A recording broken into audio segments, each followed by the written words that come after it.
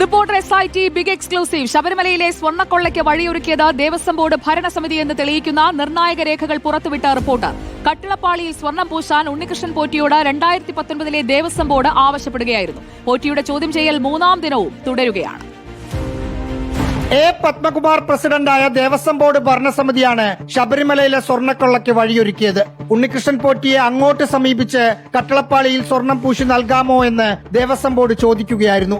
സമ്മതമറിയിച്ച പോറ്റിയുടെ കൈവശം സ്വർണ്ണപ്പാളികൾ കൊടുത്തുവിട്ടത് ഭരണസമിതിയുടെ താൽപര്യപ്രകാരമാണ്. റിപ്പോർട്ടർ പുറത്തുവിട്ട 2019 മാർച്ച് 20 ഇറക്കിയ ബോർഡ് ഉത്തരവിൽ ഇക്കാര്യങ്ങൾക്കെല്ലാം തെളിവുകളുണ്ട്. അയ്യപ്പന്റെ സ്വത്ത് ചെന്നൈയിൽ കൊണ്ടുപോയി സ്വർണം വേർതിരിച്ചെടുക്കുന്ന കൊള്ള തുടങ്ങിയത് ദേവസ്വം ബോർഡിന്റെ ഈ നീക്കത്തോടു കൂടിയാണ്.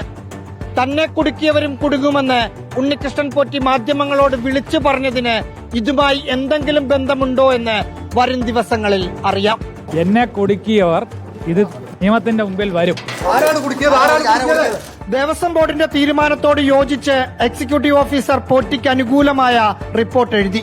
ഉചിതമായ തീരുമാനം ബോർഡിനെടുക്കാമെന്നായിരുന്നു ദേവസ്വം കമ്മീഷണർ അന്ന് ഫയലിൽ രേഖപ്പെടുത്തിയത്. റഹീസ് റഷീദ്, റിപ്പോർട്ടർ, തിരുവനന്തപുരം.